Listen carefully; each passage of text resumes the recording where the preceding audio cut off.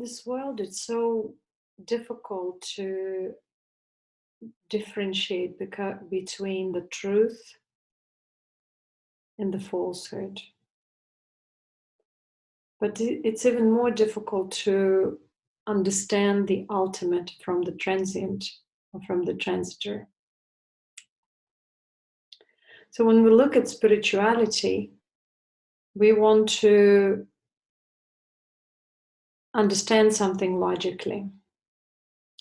So we're looking for positive or negative, or trying to find the truth and distinguish the falsehood. As long as we try all these paths, we end up nowhere. And the result of all this is our current ignorance, is our current speculation, mass speculation on subjects of spirituality, or mass exploitation of spirituality for the occult means. Yet the spirituality remains concealed for the majority of people.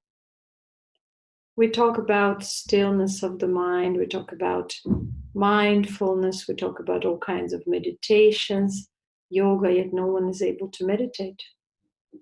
They dream. But the state of meditation, the being, the ultimate being, remains concealed.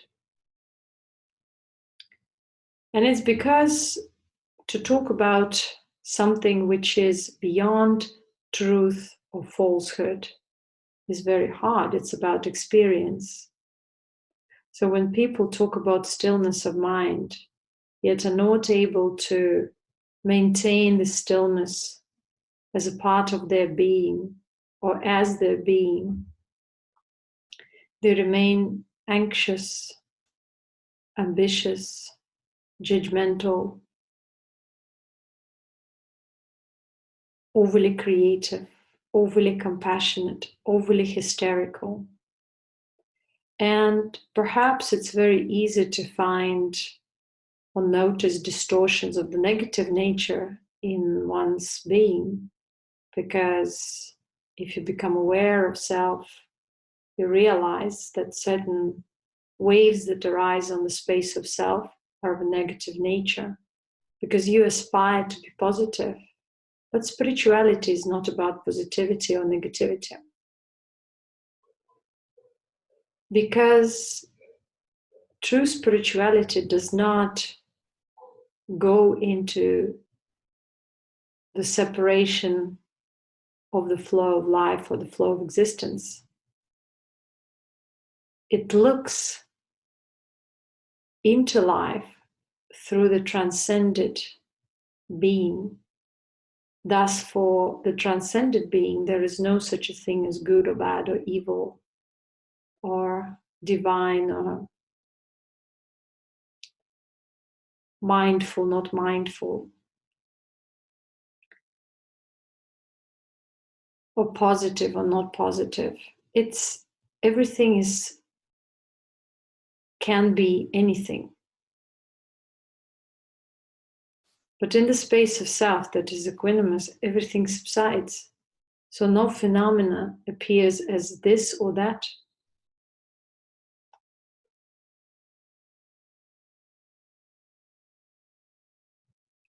And because it happens, one does not compete in life.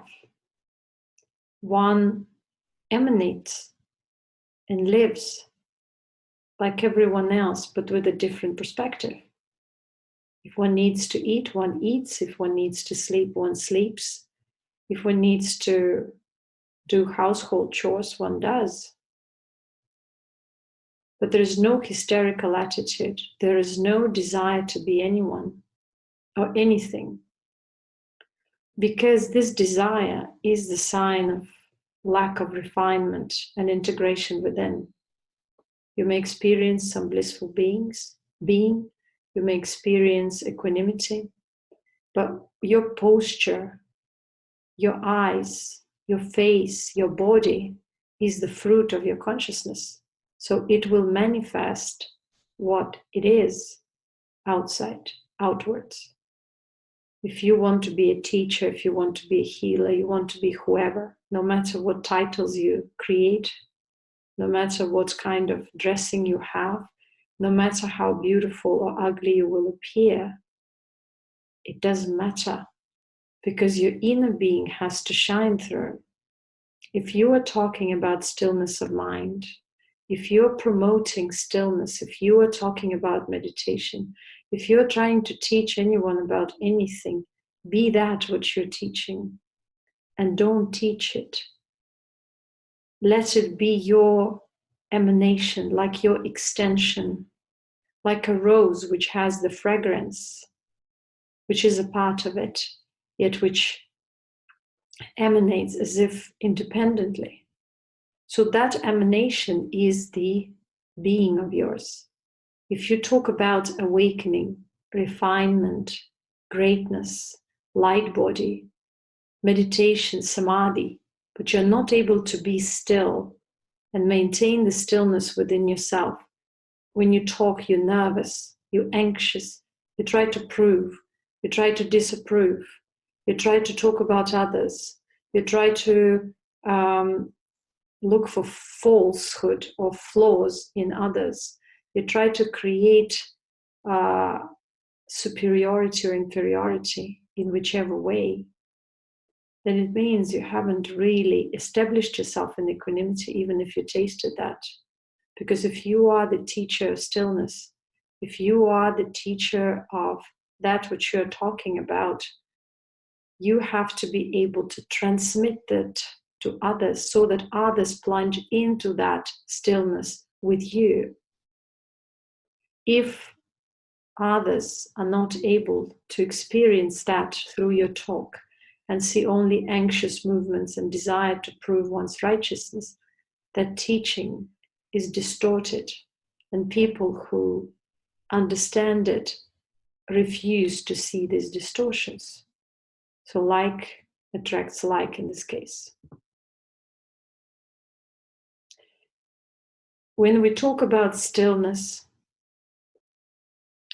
we have to master it. The person who is that, what they are talking about, will not proclaim themselves as being anything special. No avatars, no specific gurus, no greatness, nothing, because they go beyond the transitory. They don't need it.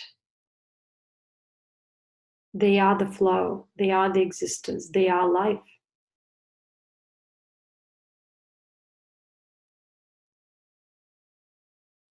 And they are the emanation of what they are. So there is no teaching and student in that kind of scenario. There is just a flow, an emanation, where the other person's consciousness catches the vibration and plunges into one's own self. So that through true teaching, there is no disempowerment of the other. That's why the true teaching happens through transmission. And transmission is not any kind of transference of one's bioenergy or some intention. The highest form of transmission is one's ability to just be themselves, where the true consciousness, where complete blissful space like empty being emanates and is able to transfer, kind of catch the other consciousness within its field. So the other consciousness experience their own being the same way, in an unconditional way, where there is no superiority, there is no guru and disciple. In that space of self, there is no differentiation. And people who are established in that will never have superiority or inferiority towards anything or anyone. They will not try to proclaim anything. They know themselves. And that knowledge pours out of them naturally. That's why there is a big difference between self-born knowledge and the pre-digested knowledge, or the knowledge that is copied from someone. If you teach yoga, be yoga, if you teach meditation, be meditation. But when you are yoga and meditation, you don't teach, you emanate. That's it. You transfer effortlessly. That is called Sahaj Gyan in Sanskrit, which is spontaneous knowledge. And whether you know Sanskrit or don't, it doesn't really matter, because no one is superior, inferior. This experience doesn't require knowledge of Sanskrit. This being doesn't require anything but one's ability to go back to the natural state of one's self, the natural mind, the natural being, the ultimate being, which is always there, and have it as one's foundation. Through that foundation, you refine self. Through that foundation, you understand that you are to refine self not only through the positive current, not only through the negative current, but also through the positive current. Because you are to recognize not only the negative features of self, but also the positive distortions, the distortions of the positive nature, which means excitement, joy, over creativity, where you have to master these ways within self, whether they are of the positive or negative nature, and go back to the natural being of self, where you understand no matter what you create, what you do, how you live this life, the question is not about that. The question is, how do you exit the bondage? And the bondage is not outside. The bondage is not the world. The bondage is not the noisy city. The bondage is not your body, but the perception of self in the body and the reaction to everything you see, all things around, people around. Everything you see, you perceive it, it's you, because it goes through your perception. So how you integrate that, how you distinguish you, which is the ultimate here, and that which is transitory, that which is transit, that arises like waves and subsides within you, the real you. So that is called spiritual practice, where you understand how to master the negative and the positive currents. And all the Siddha teaching is about that. Whichever name it carries, whichever school it is, it will never contradict any true teaching or experience, whoever experienced it through whichever name or form.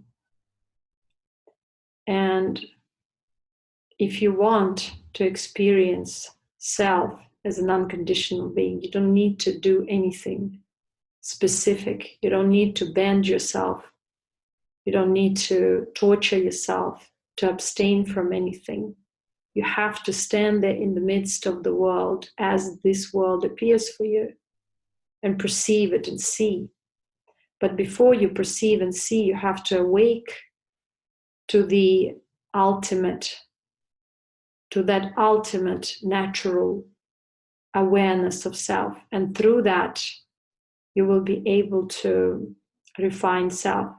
So when people think that awakening is something exciting, and they consider that Kundalini awakening is some kind of a magical process where the body goes into havoc, or something happens, or they call it syndrome. They talk about possession, spiritual possession, or they face occult distortions, impurities of the self. And because there is no one to guide them out of that, they get stuck in it and think that this is the phenomena of conscious awakening, Kundalini awakening. It is not, because conscious awakening is something else, is something smooth and beautiful if there is proper understanding of the process and the proper guidance. Also, if one knows one's own body, and once one understands where he comes from or she comes from, their ancestry, and is able to get the insight into this aspect, the occult aspect of themselves, they will understand that there is no such a thing as hidden and obvious. good or bad. They will see everything as the process of their refinement and evolution. But there will be no thought about being stuck anywhere or blockages, because such ideas arise from ignorance of understanding the whole process of spiritual awakening, of the spirituality in general, and trying to measure own personal ideas of spirituality with those of the New Age, of those of the interpretation of other people. Until we try to live according to other people's sayings, according to other people's definitions, we are not able to go beyond concepts. Because any concept, whoever utters or talks about it, needs to be questioned and only realized through own body. If such knowledge is not realized through own body, if that who teaches you stillness is anxious, run from such a person. If that who teaches you light body is not able to emanate that light and presence, run from it. If that person who talks about spiritual magnificence is narcissistic and looks only for self-gratification, that person is not fully refined. That person is into occult. So when you try to navigate along the market of spirituality and current dark ages, without grace, without own maturity, spiritual maturity, there is no understanding and no ability to really see what is what. And even when you awake, you see what is what, yet you go beyond judgment. You do see, that's called wisdom, because you avoid the dangers points, yet you are not differentiating. You just know that this is something you are not going to. Yet it doesn't mean that you are going to judge or proclaim that only go this way and don't go that way. It's a personal choice. Nothing is good or bad. Everything can be seen from such a multidimensional perspective. And after all, it's just a personal perspective. As many people we have, as many perspectives there can be. But the being is ultimate, because it's beyond even the collective. So if you're looking for something real, just relax and go back into your natural mind. Find this content space, like free from concept, unconditional being. And you will understand everything about life without even trying to find words about it, because it's all beyond words. You will perceive your own conscious field, the being of self within yourself, without desire to demonstrate. Because when you are that being, you don't have ambition. You don't need, you don't crave, you don't impose. You just are.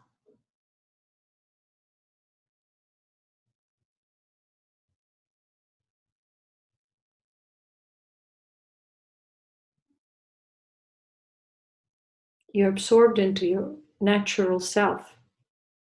And there is nothing so great about it or not great. Yet in order to mature that essence of self, you need to refine. Because even if you awake to this, at first you see the ultimate as a part of transitory, because you go back to the transitory. But with time, if you refine well, if you understand the process well, you're able to distinguish more and more and establish yourself more and more.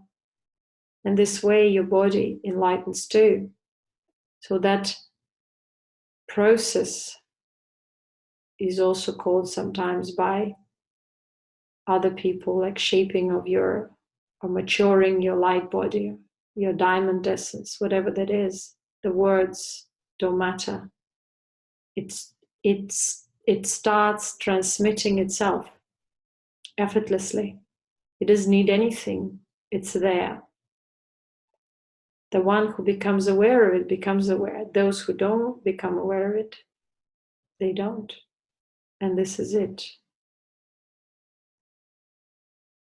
In order to measure your own spiritual progress, see how humble, selfless, clear, and still you are in your mind and in your body. And see others through that stillness, and you will never mistake anything, because you will see for sure who is who and what is what. Only through the natural mind, the stillness of self, the equanimous being, you are able to see and understand what is more true, what is less true, what is more false, what is less false, and how to go about it. So through the process of inner awakening, your inner intelligence grows as well.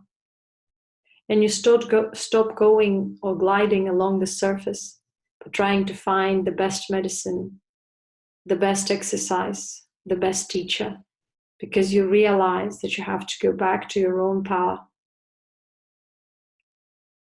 the power of your natural mind, the natural ultimate being, without constantly projecting it outwards, constantly worshipping objects, things, books, words, following anyone. You become your true self by going back into yourself. You regain that stillness, which is already content, which doesn't need other people to tell you anything, which doesn't need other people to teach, because you start learning from within. You realize knowledge from within. And this way you start seeing whether those who used to teach you or who try to teach you are real teachers. You will see whether the teaching is true or not, because you will become the experience of that which supposedly is the teaching. And if it's not that, then you will discard it.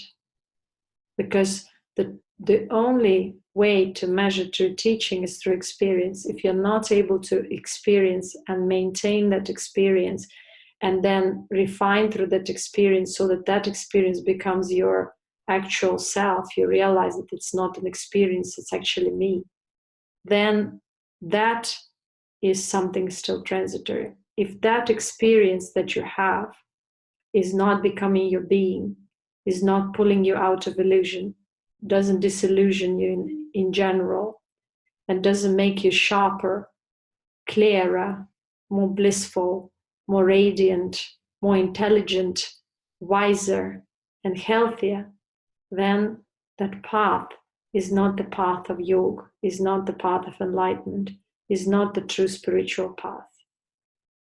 Because the true spiritual path cannot be defined by words, by schools, by someone. It's just always there. The foundation of that path is our natural being. And all the rest is just little projections, little speculation of that which is that.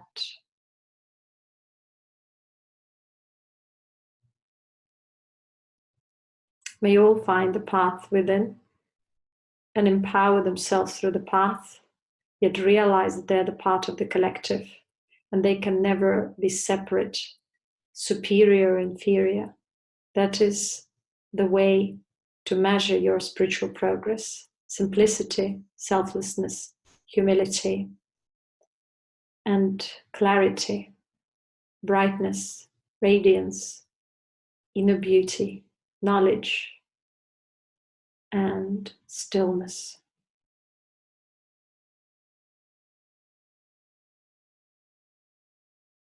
All the rest you'll know yourself.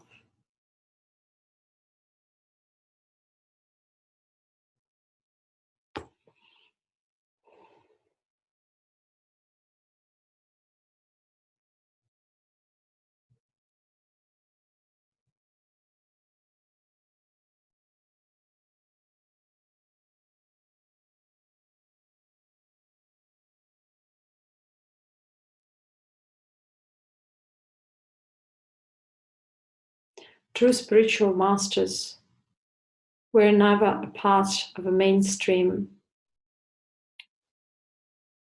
ideas or paths.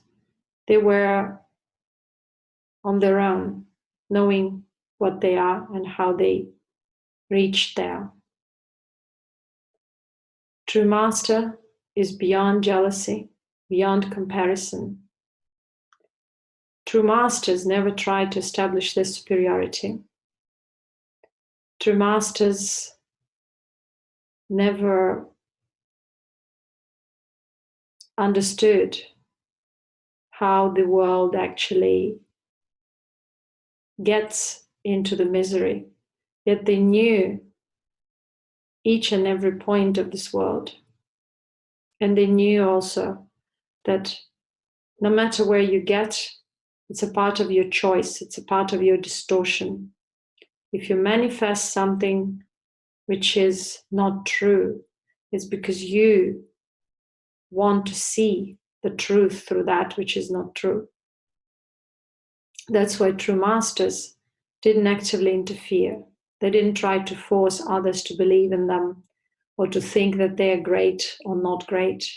They didn't try to proclaim that they are the only ones.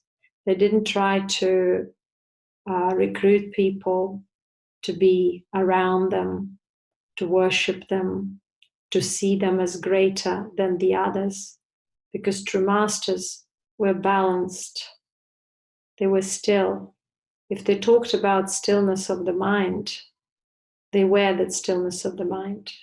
If they talk about meditation and absorption, samadhi, they were that meditation, absorption, samadhi. If they taught yoga, they taught this yoga through the presence, not through the bending exercises or different kind of classes about exercises and twisting and bending your mind and head.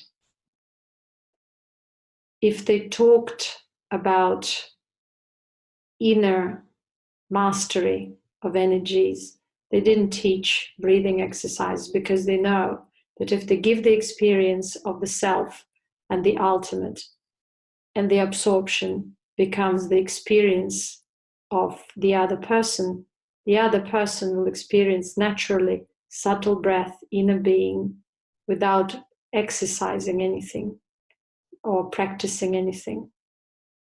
Because true yogis knew, true siddhas knew, true masters knew, the body is important, is the most important evolutionary tool. Yet the body comes to existence because of consciousness. So all these nonsensical ideas about chakras and all were born later, when the knowledge was forgotten and corrupt. And they knew that there is nothing to connect within the body. No diagrams, no chakras, no linking up and down, head and heart and bottom. They were not entertaining that, because they understood, experienced their being, which is beyond the body, and they knew that that being will manifest and enlighten the body too, through the bodily organs and bodily glands. So they saw it as they saw the body as the extension of their enlightened consciousness, awakened consciousness. And that's why all the true teachings started from that. They didn't start from bending, from practicing anything. They started from the experience. And that's why Patanjali said, now is yoga. Yoga comes first. Because if you don't know yoga, if you don't know absorption of self, or true self, if you don't know that, you will never realize what is transitory. So in order to realize transitory, in order to see distortions, you have to awake to that ultimate self, to that ultimate being. Only then you can know. And that is yoga. And that is the path to enlightenment. The enlightenment of the body as well. And also it's called, in other words, the path of immortals. Because immortality is something which has not been understood so far as well. But it's a different topic. So